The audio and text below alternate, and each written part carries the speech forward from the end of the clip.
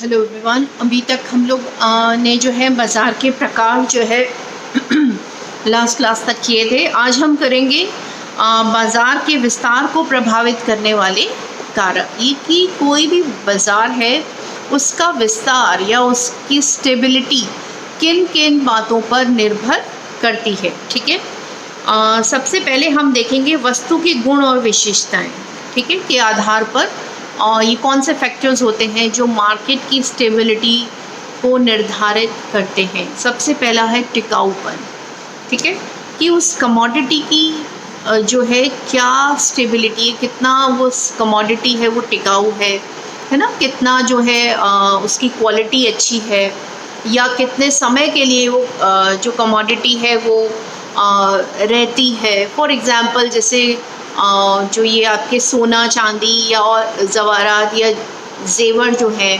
इनका जो मार्केट है वो ऑल द टाइम रहेगा, हमेशा रहेगा, है ना। किसी भी इनके ऊपर बहुत ज़्यादा जो है उसका प्रभाव नहीं पड़ेगा। चाहे दाम ज़रूर फ्लक्चुएट होते रहेंगे, लेकिन फिर भी ये मार्केट जो है अपने आप में टिकाऊ रहता है, क्योंकि ये कमोडिटीज़ ऐसी हैं जो कि हमेशा ही प्रचलन में रहती है या हमेशा ही इनकी आवश्यकता बनी रहती है। ठीक है, फिर है वस्तु की व्यापक मांग। ऐसी चीज़ का मार्केट जिसकी की मांग बहुत अधिक हो, उसका मार्केट हमेशा ही बना रहेगा, है ना। उसकी स्टेबिलिटी काफ़ी अच्छी होगी। फॉर एग्ज़ाम्पल आपकी हम रोज़मर्रा की चीज़ें ले लें, अनाज है, खाद्यान्न है, आपके वेजिटेबल्स हैं, फ्रूट्स हैं, तो इनकी आवश्यकता हमेशा रहती है, चाहे छोटी जगह है, लेकिन फिर भी इनका जो मार्केट है वो हमेशा से ही बना हुआ रहेगा। जैसे कि पेट्रोल कह दें या ईंधन कह दें, ये भी इसमें एक चीज़ बहुत इम्पॉर्टेंट आती है कि चाहे कोई जगह जो है वो छोटी है या बड़ी है, लेकिन वहाँ पर इन चीज़ों की आवश्यकता हमेशा बनी रहती है, इसलिए उनका जो मार्केट है वो भी हमेशा स्टेबल रहता है या बना हुआ रहता है। ठीक है, फिर है वहनीयता या पोर्टेबिलिटी। पोर्टेबिलिटी क्या होती है कि कभी कभी कुछ सामान जो है उनकी पोर्टेबिलिटी बड़ी मुश्किल होती है।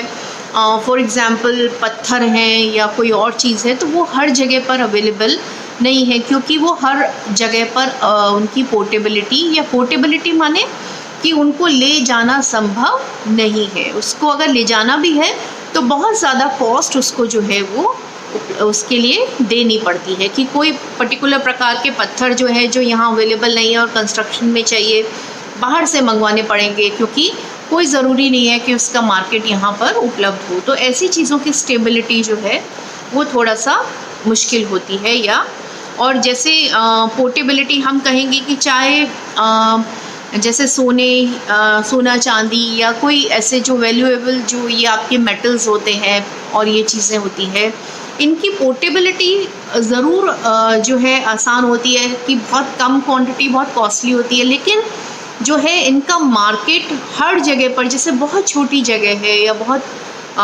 हम कहेंगे कि वहाँ पर इनका मार्केट जो है इतना स्टेबल नहीं हो सकता, क्योंकि वहाँ पे हो सकता है कि इनकी आवश्यकता कंपैरेटिवली कम हो। ठीक है, तो वहनीयता या पोर्टेबिलिटी जो है यहाँ पर जो है वो इफ़ेक्ट करती है आपकी मार्केट की स्टेबिलिटी को। ठीक है, इसका हम कहेंगे कि कितने कम खर्च में किसी चीज़ को हम इधर से उधर ले जाएं, तो उसका मान लीजिए कि किसी चीज़ को किसी दूसरी जगह पर लेके जाना बहुत इजी है।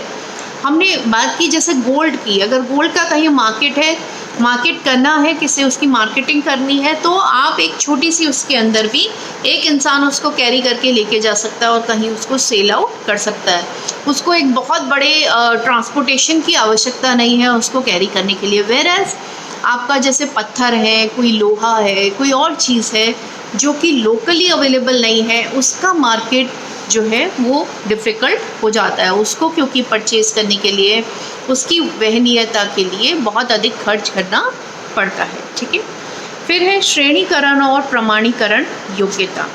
देखिए, अगर किसी बाज़ार में श्रेणीकरण की या प्रामाणिकता की जो है प्रमाणीकरण की योग्यता है, अगर कोई मार्केट जो है ग्रेडिंग करके सामान को बेचता है, या वहाँ का सामान जो है वो प्रमाणिक है, उसकी क्वालिटी अच्छी है ना, वहाँ पे एश्योरेंस मिलती है, तो ऐसा मार्केट हमेशा के लिए स्टेबल होता है, या लोग उसके ऊपर रिलाई करते हैं, या लोग ऐसे मार्केट के ऊपर भरोसा करते हैं, तो वो हमेशा के लिए उसकी स्टेबिलिटी बनी रहती है। ठीक है। फिर है पूर्ति का पर्याप्तता या एडिक्वेसी ऑफ सप्लाई। ऐसा मार्केट जिसके अंदर की हमेशा सप्लाई बनी रहती है ना। आप देखेंगे कि सामान्यतः अगर आप किसी शॉप पे जाते हैं कुछ चीज़ परचेज़ करने के लिए, और आप कंसिस्टेंटली 2 बार या 3 बार गए और आपने कोई चीज़ जो है परचेज़ करना चाहा, और दुकानदार आपको कहता है कि नहीं जी ये तो उपलब्ध नहीं है, तो आप नेक्स्ट टाइम जो है आप उसको अवॉइड करेंगे और आप वहाँ नहीं जाएंगे, क्योंकि आपको ये कॉन्सेप्ट आ जाएगा कि ये चीज़ तो इसके पास में मिलती ही नहीं है, ये चीज़ तो यहाँ मिलती ही नहीं है।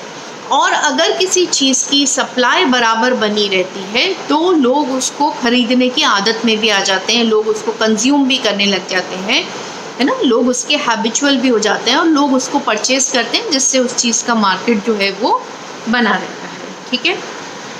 उसके बाद है स्थानापन्न वस्तुओं की मात्रा या नंबर ऑफ सब्स्टिट्यूट्स। देखिए बहुत सारी चीज़ें ऐसी होती हैं जिनके सब्स्टिट्यूट ही नहीं होते। अब जैसे सोना चांदी है तो उसके कोई सब्स्टिट्यूट नहीं है, सोने की जगह आप सोना ही लेना प्रेफर करेंगे, है ना, या गोल्ड ही मतलब सिल्वर ही लेना प्रेफर करेंगे। ऐसा नहीं है मतलब कि सामान्यतः हम लोग आर्टिफिशियल्स लेते हैं, लेकिन जहाँ पर कि एक किसी विशेष अवसर की बात है तो हम उसी चीज़ को प्रेफर करेंगे। अब मान लीजिए जैसे कि हमने पत्थर या उसकी बात की, मार्बल अगर अवेलेबल नहीं है या यहाँ पर कोई और स्टोन अवेलेबल है, तो हम इतनी कॉस्ट अगर मार्बल के लिए नहीं दे सकते और यहाँ पर हमारे पास में एक सब्स्टिट्यूट मौजूद है, तो हम उसी को बार बार यूज़ कर लेंगे या उसी को परचेज़ कर लेंगे, बजाय इसके कि हम मार्बल को बहुत ज़्यादा कीमत देकर कहीं बाहर से मंगवाएं।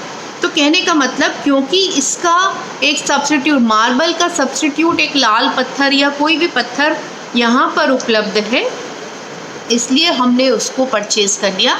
तो जनरली क्या होता है कि उस चीज़ का मार्केट उस जगह पर बनना और भी डिफ़िकल्ट हो जाता है, या उसकी स्टेबिलिटी वहाँ पर नहीं होती है अगर उस वस्तु का कोई भी सब्स्टिट्यूट किसी पर्टिकुलर स्थान पर उपलब्ध है।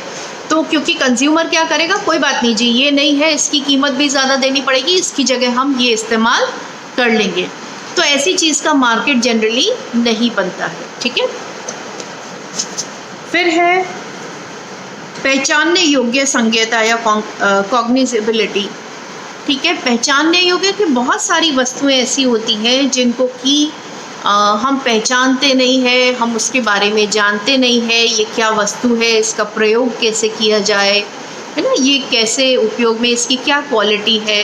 कई बार हमें ब्रांड्स के बारे में भी नहीं पता होता, हमें लगता है कि अरे ये कपड़ा ये भी तो मिल रहा है, ये 50 रुपये मीटर मिल रहा है, इसमें ऐसा क्या ख़ास बात है कि ये 100 रुपये मीटर या 200 रुपये मीटर मिल रहा है, तो हम इसको क्यों परचेज़ करेंगे। जब आप उसकी क्वालिटी को नहीं पहचान रहे, आप माने जो कंज्यूमर है वो उसकी क्वालिटी को नहीं पहचान रहा है किसी चीज़ की, तो ऐसी चीज़ के जो विस्तार है, ऐसी चीज़ का, ऐसी कमोडिटी का जो मार्केट है उसके विस्तार में जो है परेशानी आती है। तो कहने का मतलब, किसी प्रोडक्ट को कंज्यूमर के द्वारा समझना, पहचानना भी आवश्यक है उस प्रोडक्ट के मार्केट को बनाने के लिए। यही कारण है कि जो भी कंपनीज़ होती है या जो भी प्रोडक्ट बनाते हैं, वो अपने प्रोडक्ट का बहुत अच्छे से मार्केटिंग के लिए जो है वो इसका विज्ञापन करते हैं, इसका एडवर्टीज़मेंट करते हैं, उसके बारे में बताते हैं अखबार में, टेलीविज़न में या रेडियो में, है ना, या डायरेक्ट मार्केट के अंदर सैम्पल्स दे के। तो तब जो है कंज्यूमर को पता चलता है, या फ्री सैम्पल्स बांट के कई बार जो है कंज्यूमर को उस चीज़ के बारे में बताया जाता है, जिससे कि उस पर्टिकुलर प्रोडक्ट का मार्केट जो है वो इस्टेब्लिश हो सके। उसके बाद है विविध उपयोग या multiplicity of uses. Multiplicity of uses का मतलब क्या है कि जब एक चीज़ जो है कई जगह पर इस्तेमाल होती है, एक ही प्रोडक्ट का इस्तेमाल हम कई अपनी ज़रूरतों को पूरा करने के लिए उपयोग में लाते हैं, तो ऐसी चीज़ का मार्केट बड़ा होता है और स्टेबल होता है, क्योंकि उसकी आवश्यकता अधिक होती है। और जिस चीज़ को बहुत कम प्रयोग में लाया जाता है, उस चीज़ का मार्केट जनरली इतना स्टेबल नहीं होता है। ठीक है।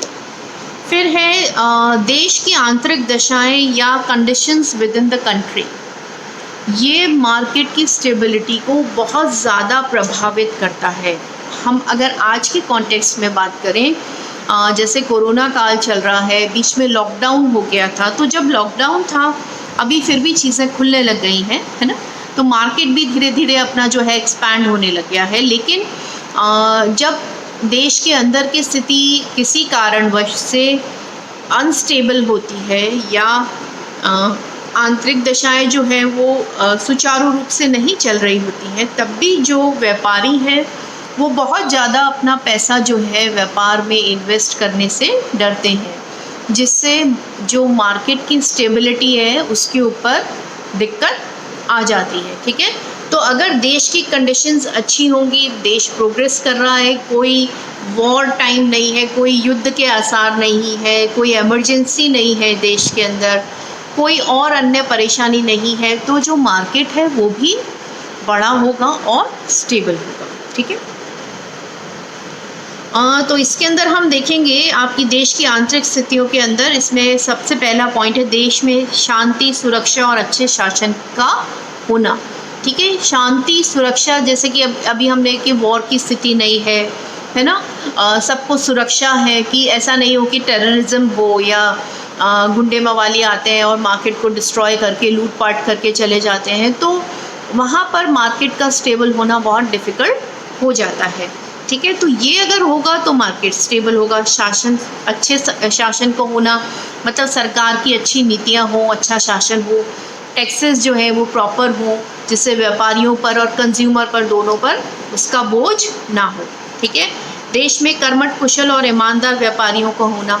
ठीक है, ऐसे व्यापारी भी जो हैं वो जो कि काला बाजारी ना करें, मोनोपोली ना रखें, है ना, किसी उसके बहुत ज़्यादा जो है मोनोपोली इन अ सेंस कि अगर प्रोडक्ट एक है लेकिन उनके दाम जो है वाजिब हो।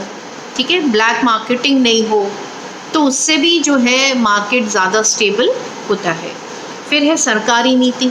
सरकारी नीतियाँ ऐसी हों कि बहुत ज़्यादा व्यापारियों पर या उन पर टैक्सेस नहीं हो, जिससे कि जब बहुत ज़्यादा टैक्सेस बढ़ जाते हैं कमोडिटी के ऊपर या व्यापारियों पर, तो वो उस कमोडिटी पे जो है उसकी कॉस्ट बढ़ा देते हैं और जो कंज्यूमर है धीरे धीरे उस कमोडिटी को परचेज़ करना कम कर देता है, क्योंकि कंज्यूमर की भी परचेसिंग पावर उसमें कम हो जाती है। ठीक है, और ऐसी कंडीशन के अंदर मार्केट की स्टेबिलिटी के ऊपर डाउट आ जाता है। ठीक है, मुद्रा, बैंकिंग और साख प्रणाली। ठीक है, कि व्यापारियों को जो है लोन्स इजीली अवेलेबल हो, जो बैंक्स हैं उनकी भी नीतियाँ इस तरीके की हो, इस तरीके की पॉलिसीज़ हो जो कि सपोर्टिव हो, व्यापारियों को नए बिज़नेस को इस्टेब्लिश करने में सपोर्टिव हो। ठीक है, तो इससे भी फ़र्क पड़ता है। फिर है श्रम विभाजन या division of labour. Division of labour का क्या मतलब है कि हर जगह पे जो टैक्सेस है या जो डिवीज़न ऑफ लेबर है वो प्रॉपर होना चाहिए। किसी एक उसके ऊपर टैक्सेस बहुत ज़्यादा हो या ट्रांसपोर्टेशन पे बहुत ज़्यादा टैक्सेस हो या किसी इसके ऊपर हो। ठीक है, तो उससे भी क्या होता है कि हम कहेंगे कि बाज़ार में जो है स्टेबिलिटी नहीं रहती है। ठीक है, फिर है यातायात और संचार साधनों का विकास। अगर यातायात और संचार के साधन उपलब्ध नहीं है तब भी ये होता है कि क्योंकि बहुत ज़्यादा आपको पे करना पड़ता है, आपको सारी कमोडिटीज़ एक ही जगह पर उपलब्ध नहीं होती है, कोई चीज़ कहीं से मंगानी पड़ती है व्यापारी को, या कोई चीज़ कहीं बाहर से मंगानी पड़ती है। तो अगर यातायात और इसके साधन उपलब्ध होंगे तो मार्केट बहुत अच्छे से फ्लरिश करेगा। ठीक है, फिर है करों की प्रकृति और मात्रा। ये ऑलरेडी हमने डिस्कस कर लिया कि करों या जो है पॉलिसीज़ इस तरीके की होनी चाहिए। टैक्सेस बहुत ज़्यादा नहीं होने चाहिए जो कि बर्डन के रूप में हो। टैक्सेस इस तरीके के होने चाहिए जो कि कंज्यूमर और जो सेलर है उस दोनों के ऊपर जो है बहुत बोझ ना क्रिएट करे, जिससे कंज्यूमर की भी परचेजिंग पावर बनी रहे और विक्रेता को भी उससे लाभ मिलता रहे। ठीक है, फिर है व्यापार की वैज्ञानिक विधियाँ। ठीक है, आजकल जो है व्यापार की वैज्ञानिक विधियाँ क्या है कि ऑनलाइन, अगर कंज्यूमर कहीं बाहर है और आपको उसको भी सेल करना है दूसरे शहर में, हम जो है ये ई कॉमर्स जो है या आपका जो ई मार्केटिंग है, इससे जो है हम उसको अपने प्रोडक्ट को सेल कर सकते हैं। इसके अलावा इलेक्ट्रॉनिक मीडिया का प्रयोग करके हम जो है एडवर्टाइजमेंट कर सकते हैं, लोगों को मैसेजेस भेज के किसी प्रोडक्ट के बारे में बता सकते हैं, उनको प्रेरित कर सकते हैं। तो ये भी जो है एक बहुत बड़ा फैक्टर है मार्केट की स्टेबिलिटी का। ठीक है, तो ये चैप्टर हमारा बाज़ार और इसका वर्गीकरण यहीं पे फिनिश होता है। नेक्स्ट क्लास में नेक्स्ट चैप्टर लेंगे।